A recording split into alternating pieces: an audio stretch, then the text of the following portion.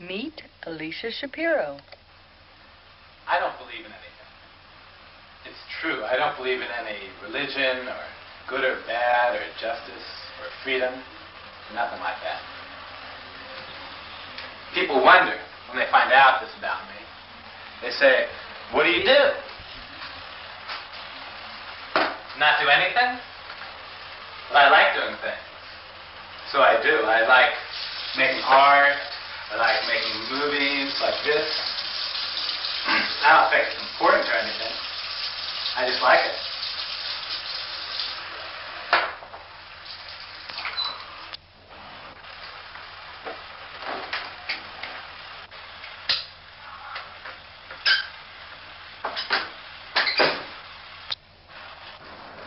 It's not hard to live as a nihilist. A nihilist is someone who rejects all value systems like I do. In fact, I find my life very pleasant most of the time. If you didn't know I didn't believe in anything, you wouldn't be able to tell the difference between my life and anybody else's.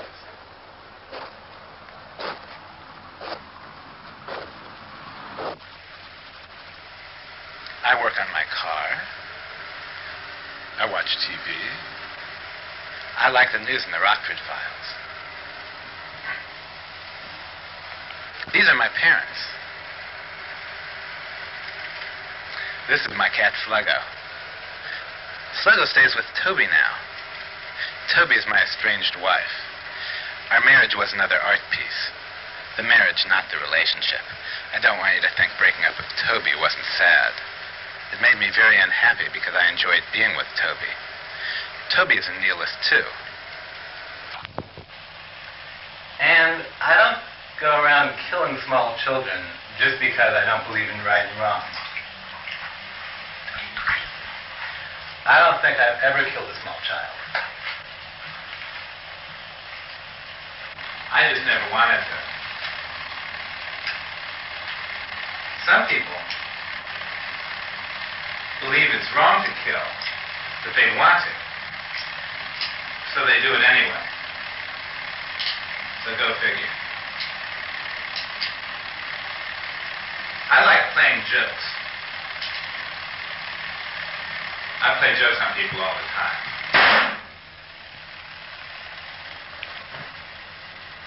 See? A little joke. Finally, I do have a cosmic theory of life. I like to think of life as a big coincidence. Evolution, society, and psychology, it's just dumb luck. Billions of years of coincidences. Now, I don't think everyone should be a nihilist. I like it. And I'd like it if people accepted me, despite my different way of looking at things. I don't believe it's the right thing for people to do, but I'd like it.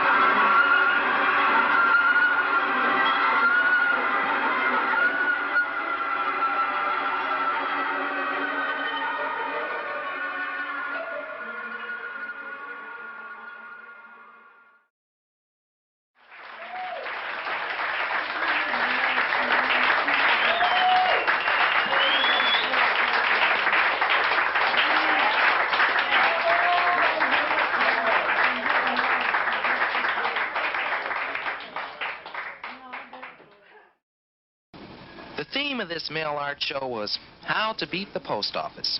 All of the objects on display had to be shipped through the mail, including these works of art, which you never expect to see in a museum.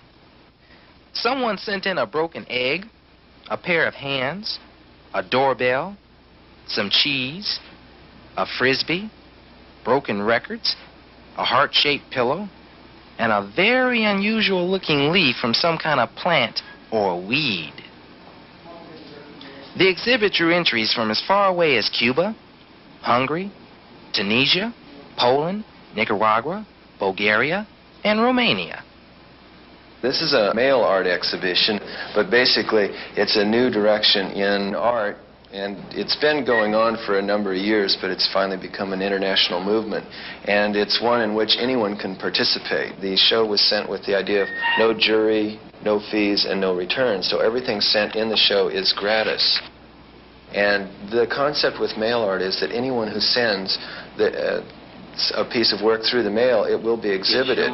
Our theme was to test the United States Postal Service, because they'd come up with a new series of regulations on what could be sent.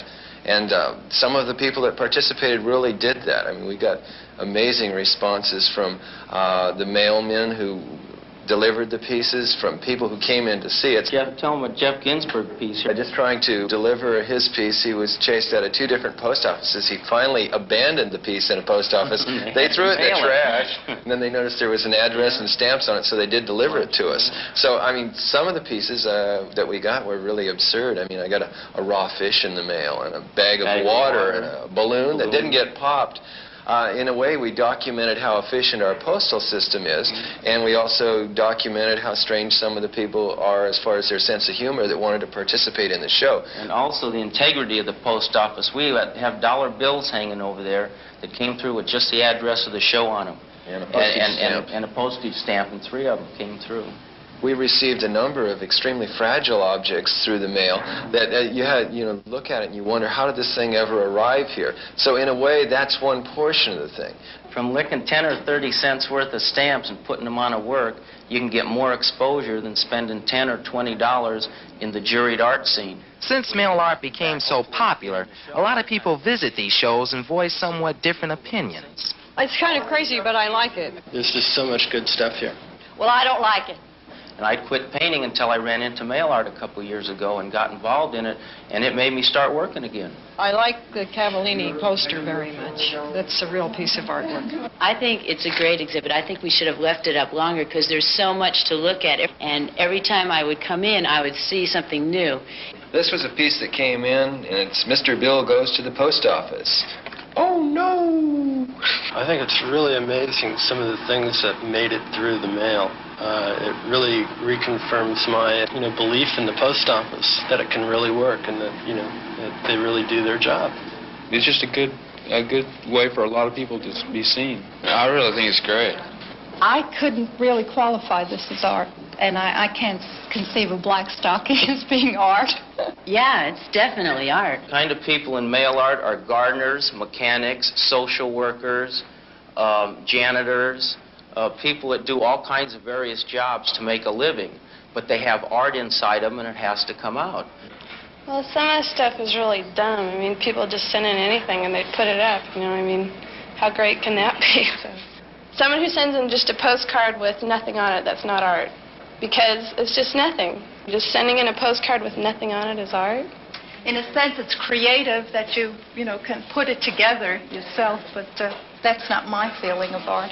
Included a lot of people who have gone through the traditional system. There are people here who are getting shows right now and who do show in a more traditional sense, but they're involved in this because this is really a phenomenon. It goes away from the idea of everything that's in a gallery being precious. It's cluttered. It's original, it's creative, it's visual. It says something that the artist, that anybody wishes to say. It's expressive. It's never been done before in this way. These pieces are something that's unique, so it's art. Anything you do today can be accepted. Anything. You can put anything on paper, put anything on plaster, put anything in pottery, and it's acceptable. There are no standards anymore.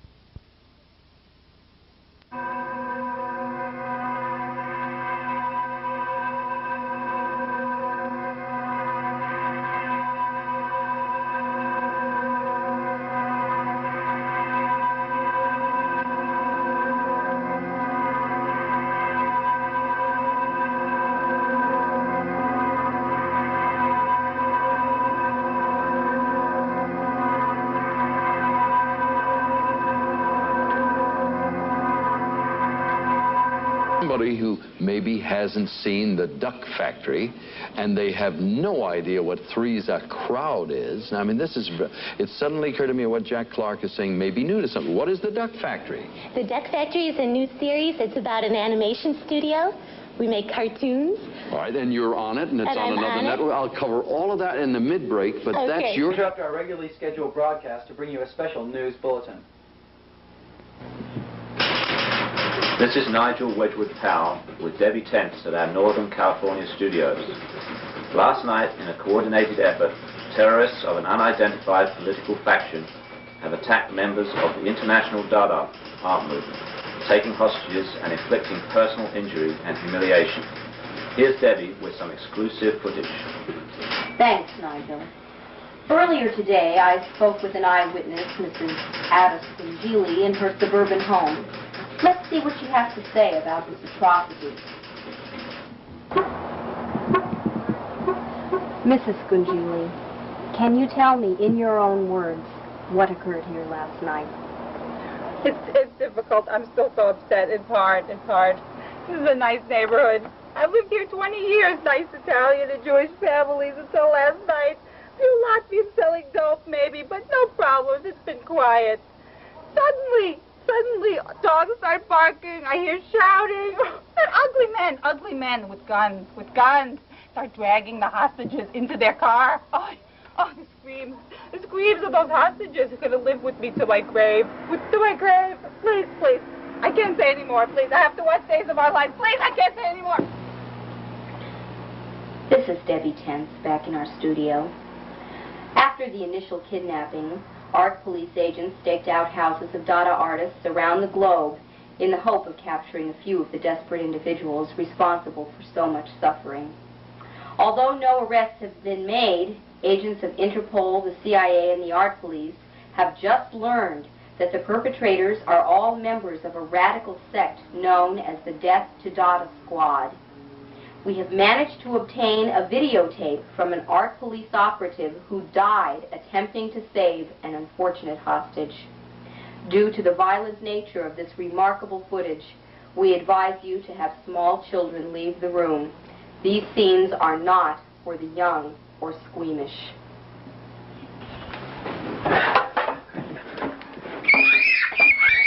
He's filming us. Get up. Art police were summoned to investigate the crime. What appeared to be ransom notes were found on the scene, as well as a few pathetic pairs of legs. In another late-breaking news story, K-Doll has just been taken over by the Death to DaDa Squad. Now watch this, Mr. and Mrs. America.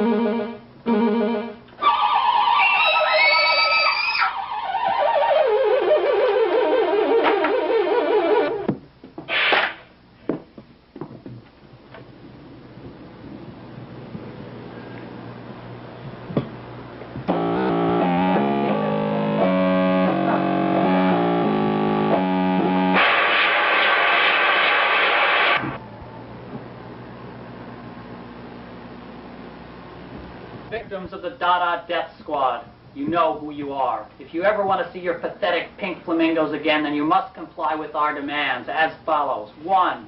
We demand a controlling interest in the global lawn ornament concession. 2. We demand that our 40-page Death to DaDa manifesto be printed in its entirety on the front page of the Ukiah Daily Journal, 3 weeks running. Leave out one word and it's curtains for the birds.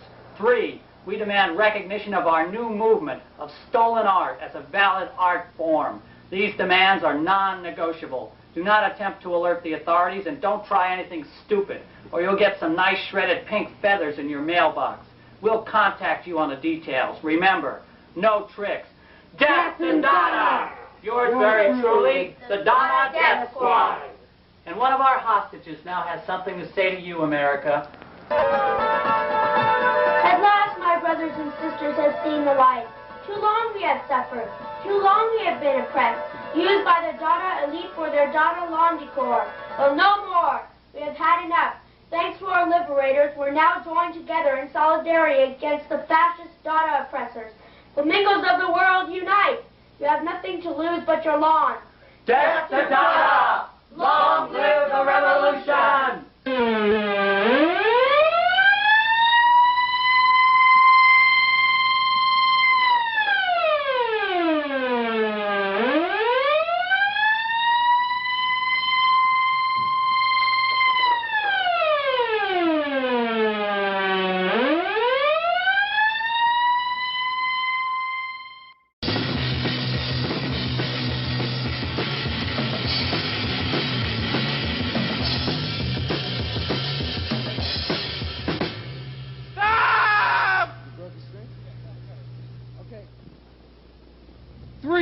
Let's get down and get the clowns. Let's go to town and kick them around. Spot one in their funny suits, while millions in the world are destitute. Technocracy has gone astray. The whole damn world's in disarray. The cities are running out of room, and we're all waiting for the big boom, boom, boom, boom. Let's get down and get the clowns. Let's go to town and kick them around. Let's not get the homo. Let's not get the blacks. Let's leave the Jews on the phone. And hey, let's leave the Arabs alone. Chinese and Chicanos too. All the clowns are the Ku Klux Klan. Hit them in the head with a garbage can. And all the clowns in three-piece suits. Some politics in cahoots, and all the clowns in uniform. They hate anything that ain't the norm, and all the clowns in government. They make a lot of money, they jack up the rent, All my clowns are fascist or commies. They want to cut the world up into salami, salami, salami, bologna, bologna. Let's get the clowns.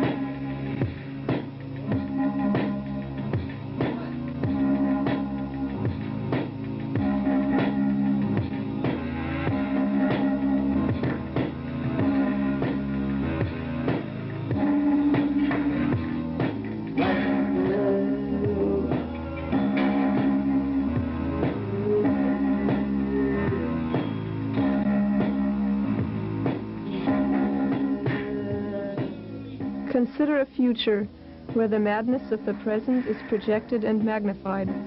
A tomorrow where the cretins who have invented nuclear war are about to populate the stars. Out of the 80s, where sex and drugs infiltrate every nation, threatening family and tradition, bringing society to the edge of chaos in some eyes, the ideologues unite in purpose. born-again Christian, Catholic, Muslim, communist, capitalist, and feminist. There was a time, child, when men were the protectors of women and children. They cultivated the fields and quiet valleys together, or roamed the hillsides and mountains, tending their flocks or hunting for game. But some men stole, raped, and destroyed. Refusing to share, they conquered the producers, forming armies of murderers and of desperate violence and terror over the whole world. Why, Grandpa? On our Earth, men and women have justified their brutality by calling on higher orders who or that ordain their cruelty. In the future of 2002, the forces of repression focus on the greatest source of disorder. Sex and sensuality, and sex and its suggestion are outlawed. But first, certain kinds of sex are banned. Then, sex between races, castes, religions. And history is projected in retrograde. Finally, all over the world, the power of denial drives an engine of hatred, equaling the darkness of the Holocaust, and love is banished. In the Soviet Union, political powerlessness and personal boredom consumed the frustrated and impotent masses and led to a fury that eradicated any sign of Western contamination, and beauty became a sign of decadence. Hospitals introduced re-education surgery to relieve confusion and eradicate ideological distemper.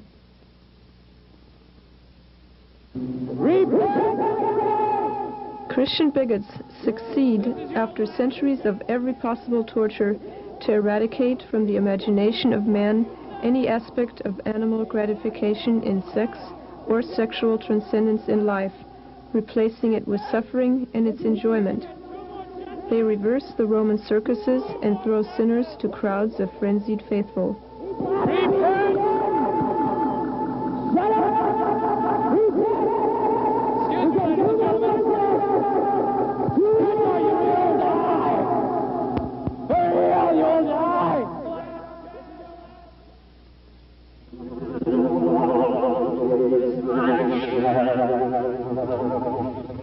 Never to be outdone, Catholic emissaries of libido control, whose techniques in the management of thought are age-old, appear with computer-designed methods of allowing sinners to suffer in their God's image, televised to sidewalk confessionals. Reproduction is refused the masses or allowed only by artificial means.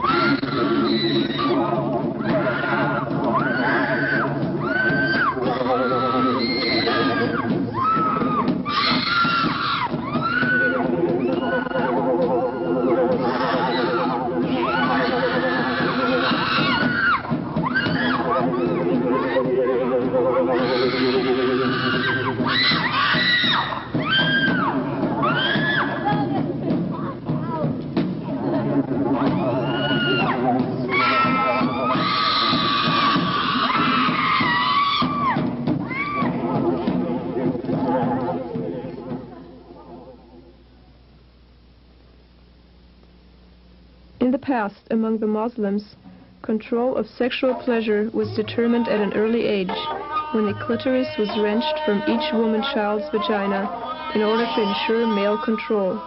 And by 1980, over 30 million women lived thusly mutilated. A tribute to their religion's sensitivity and mercy.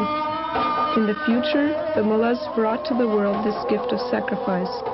Sperm detectors and thermal clitoris gauges root out the masturbator as well as the gay dreamers.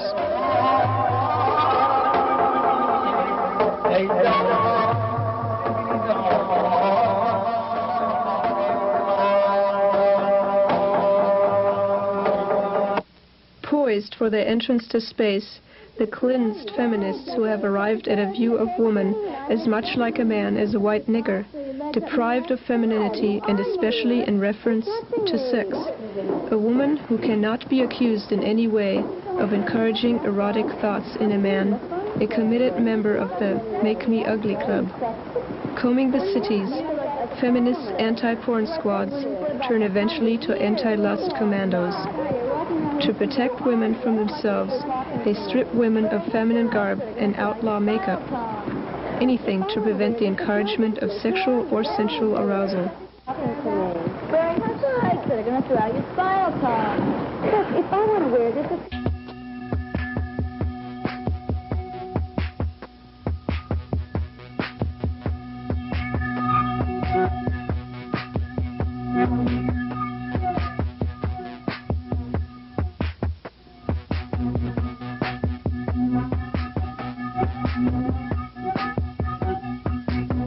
However, always curtailed on Earth, but never eliminated, the most unrepentant are exiled from the planet to prison colonies, where they infect their guards and become rebels, engaging in the pursuit of love and romance in every form, with each other, machinery, space pets, and the fashions of dangerous exhibitionism that allow one who is beautiful to be so.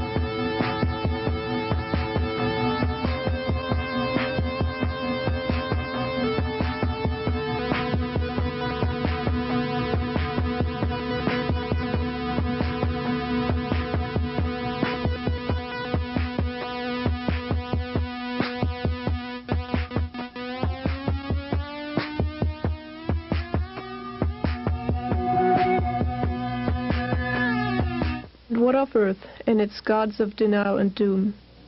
They achieve the desire they have prayed for.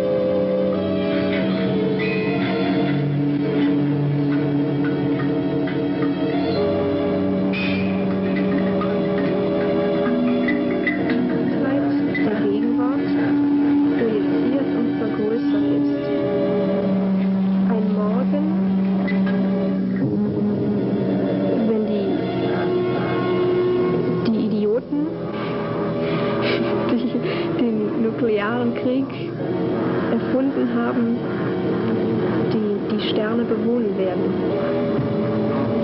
Von den 80ern, wo Sex und Drogen jede Nation beeinträchtigen und jede Familie und Tradition bedrohen und die Gesellschaft zum Chaos bringt, treten die Ideologen in den Vordergrund. Wiedergeborene Christen, Katholiken, Moslems, Kommunisten und Feministen. Very rough translation.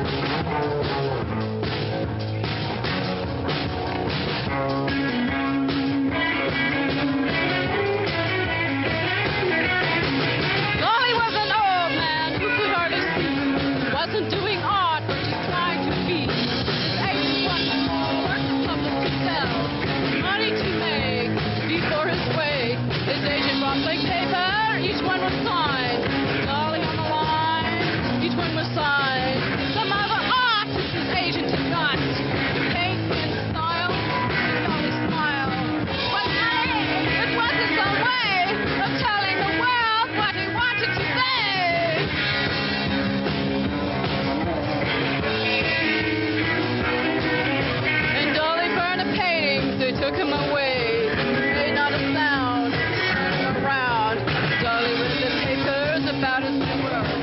Only his name was the same.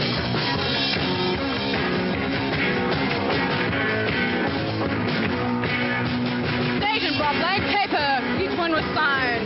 Dolly on the line, each one was signed. The mother artist, his agent said that.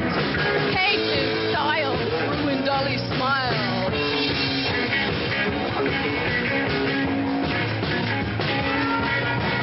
Dolly's evil, where's your mind? Dolly's saint in mind.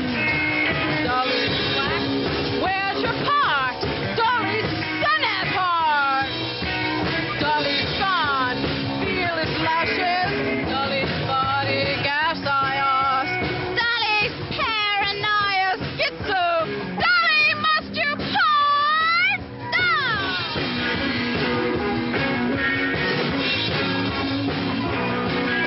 It wasn't the money, it was his own way of telling the world what he wanted to say.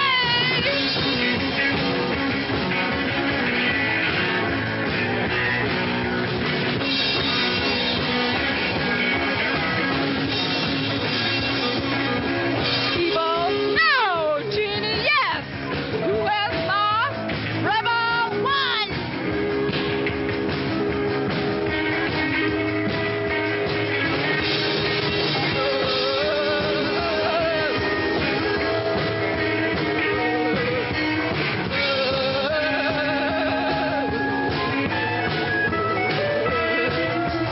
Dolly, must you part?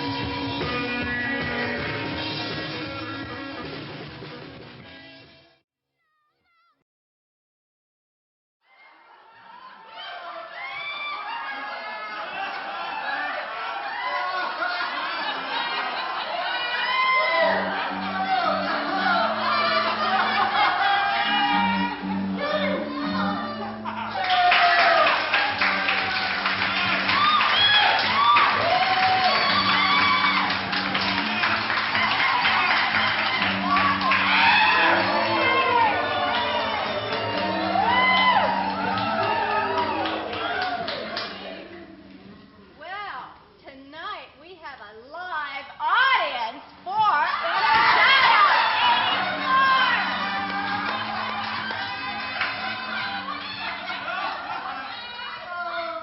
and we have a series of guests here for you to meet and also lots of fun. You can tell by the live audience that we have it's going to be pretty good. Our first guest here is Terrence McMahon. My name is Jenny Lloyd. We're both organizers of the InterDaDa.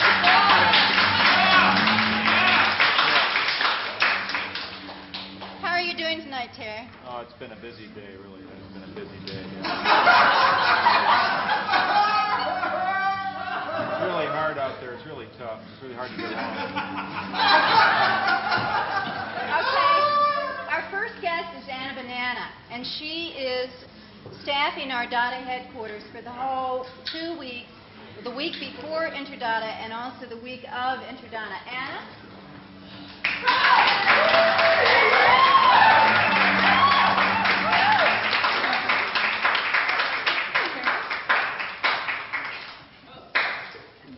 Well, Anna, how about telling us a little bit about the DaDa headquarters? Well, I was by there today, Ginny, and it's looking good. It's on Valencia Street and Maelstrom Books. That's 572 Valencia, which is just off 16th. And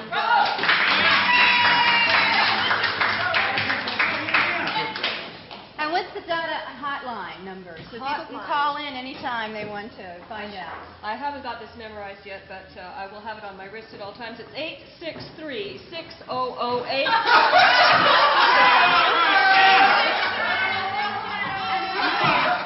kind of things take place at the DaDa headquarters? Well, I think we'll probably be starting out by decorating the window with a lot of DaDa materials, artwork. That's a good idea. It's a very good idea. Well, and then we'll be selling artists' books, publications, postcards, stamps, etc. Great. Money. And what are the... You want to switch to... Oh, great.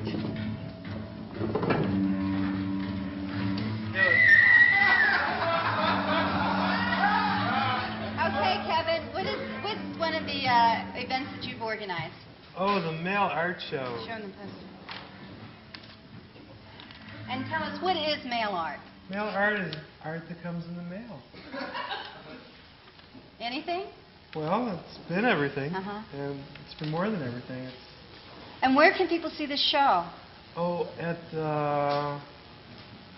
16th note? yeah, At the 16th note? 16th note. And That's right off of that's on 16th, right off of Valencia, between Valencia and Guerrero. Yeah. And there'll be over 500 pieces, all told, and it ranges. There's a lot of different stuff there. It'll probably be a very interesting show because there's not only things to look at, but there's things to hear. So there's some audio also. So. And now we have Donna Mae, who's going to show us some of her toys with DaDa. Thank you. So Toy with DaDa is an inspirational, I thought, it would be great because you can do so many things with toys. I mean, they're your friends, and they don't talk back to you. And and I thought, this would be a great show to put on for people to. So where is 2020 Gallery? It's on Howard Street. What's the address? 1840.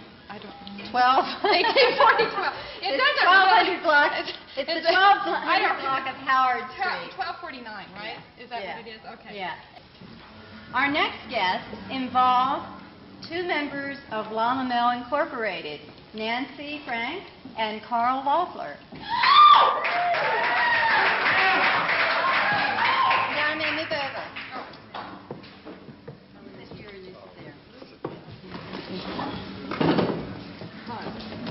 So what are some of the latest things that have been happening at La La Mel and some of the upcoming events? Oh, is this what's going on, Nancy? Oh. What do we have planned? Oh. Contemporary Arts Press. Pleased to announce. From San Francisco, the publication of Correspondence Art, Sourcebook for a Network of International Postal Art Activities.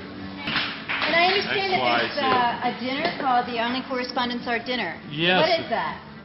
What is that, It's going to Nancy? be a traditional correspondence art dinner that will happen here on September 6th. And we're going to be having a book signing party for the correspondence art book. Artists from all over the world will be attending.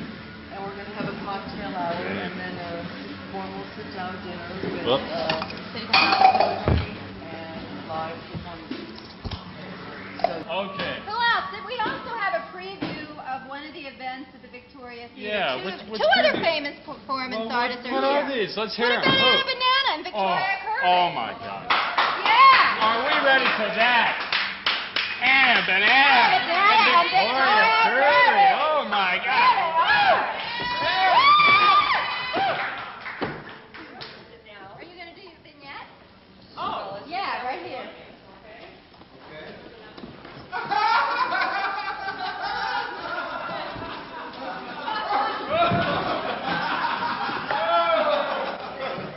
On Education by Carol.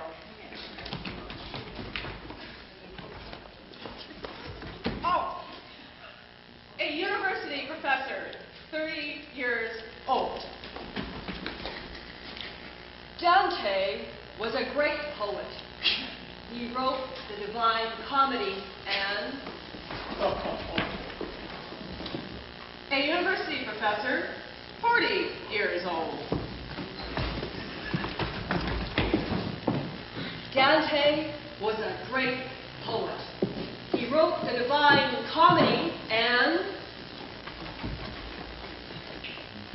A university professor, 60 years old.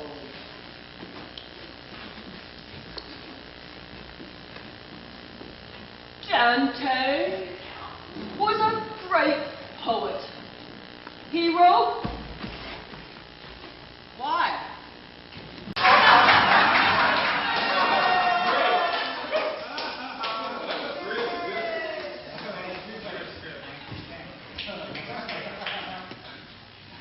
now we have Coo Coo Coo.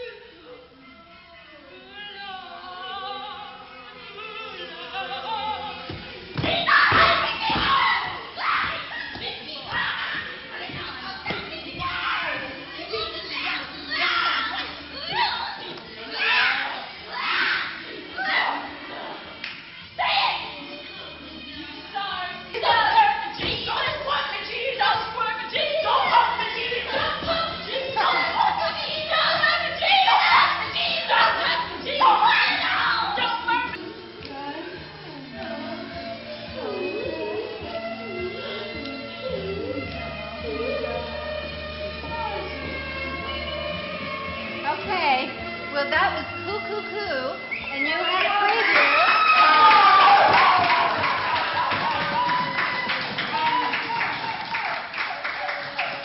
And now a brief pause from our sponsor.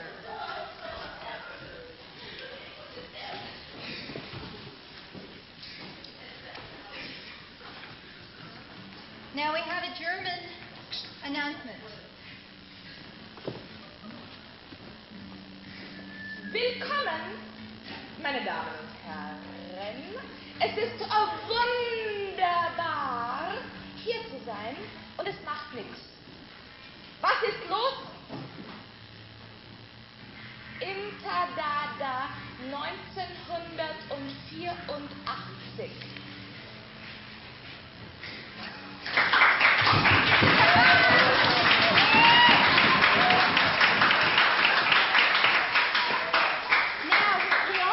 Another distinguished guest. Are we really? The organizer of the DaDa Parade.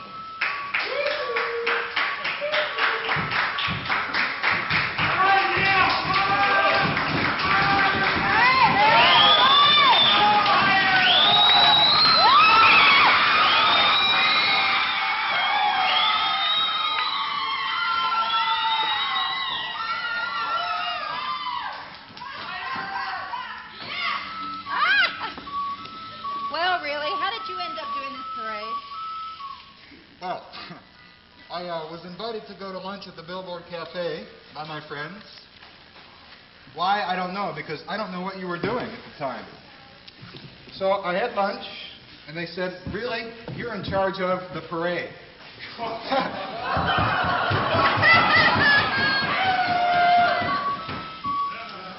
So I've never produced a parade before, and I felt I had to get it together and race to the cause and produce a parade. Great. So I didn't know what DaDa was, but I felt comfortable hanging out with you, having lunch. And what I felt like doing was going down and getting it together with the parade. So I had to call Lieutenant Rossett at the police department. Now, I don't know how you feel about talking to the police. I don't particularly like it.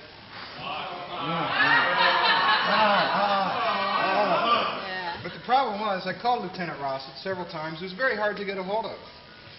And good old Lieutenant Rossett informed me that I had to come down and fill out a permit. So I go down to the police department to fill out the permit for the application for the parade.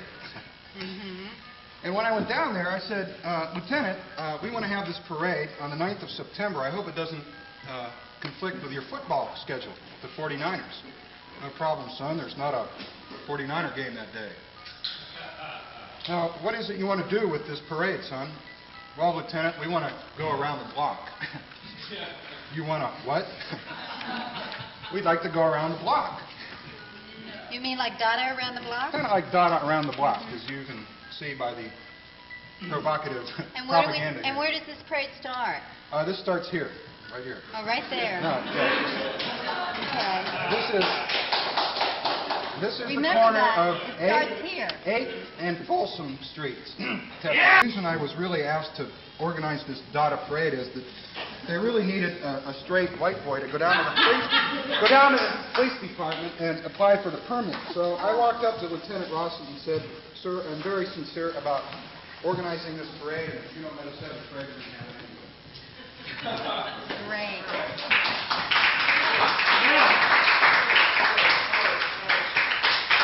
And we have another distinguished guest, Ursula Peters, who has organized a very special event at the Emeryville Mud Flat.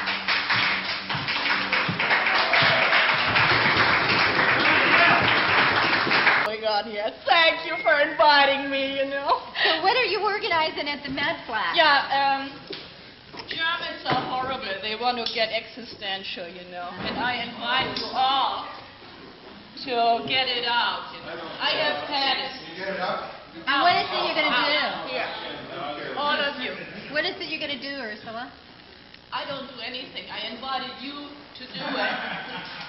We have an event internationally promoted by one person,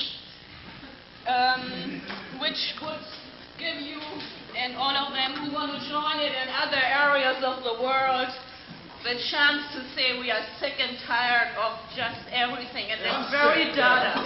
I'm sorry. Get it out. At 12 o'clock midnight, the 9th of September, you are allowed to scream it out loud.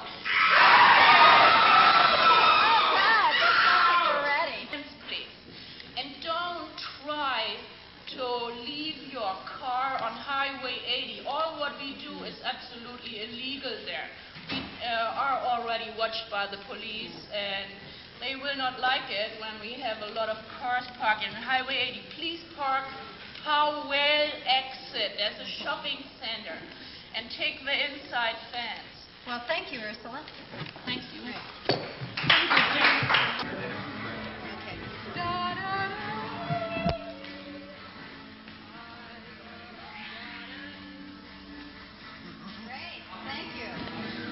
Okay, folks. Don't forget, InterDaDa 84, September the 2nd through the 9th in San Francisco. If you get into the DaDa spirit and you want to join in, you have a chance at the DaDa parade on September the 9th.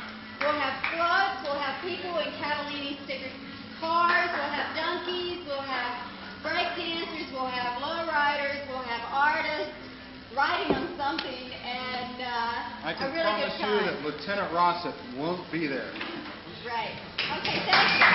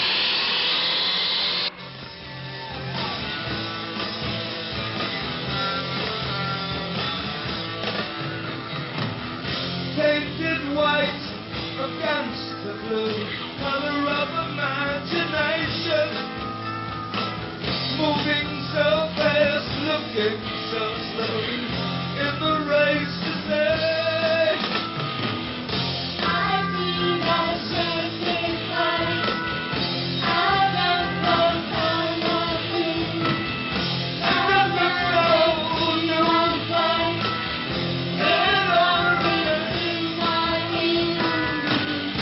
up we go into the night,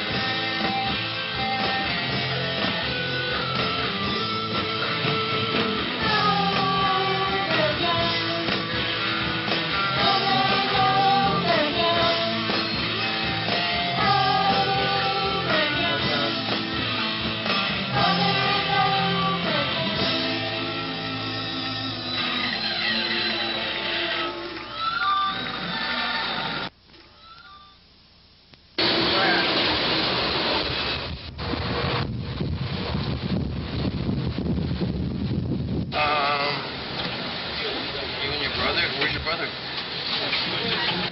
What's your name? Iceberg. Iceberg.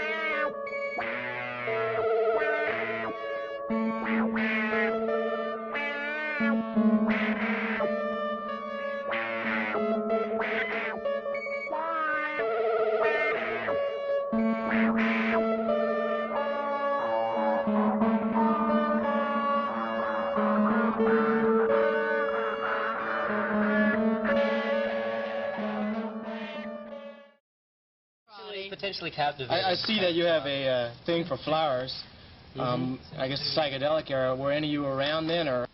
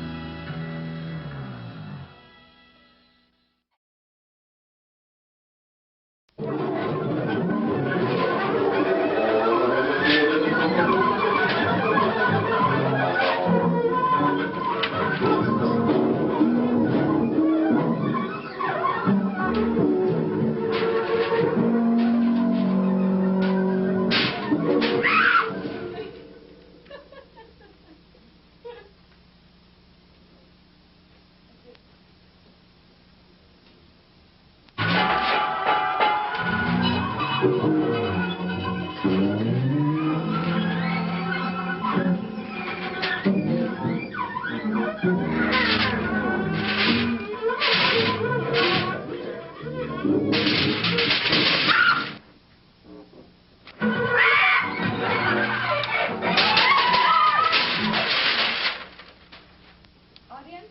have to clap.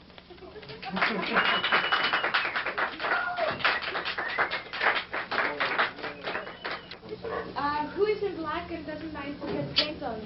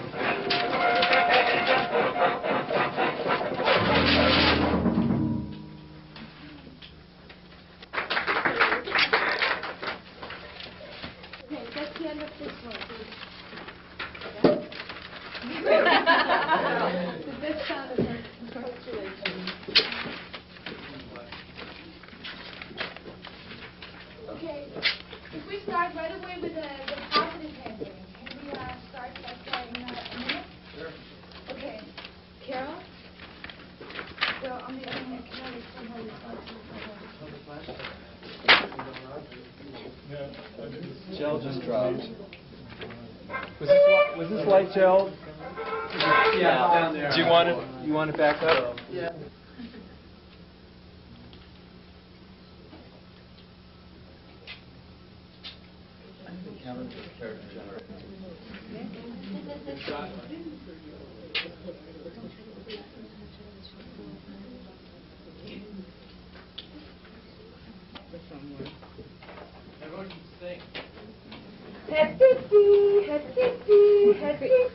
No?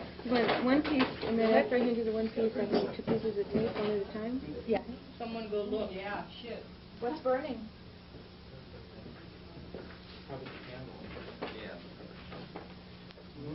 So is this actually reacting to someone, or is it just programmed done? Like another tape, oh dear. This isn't doing.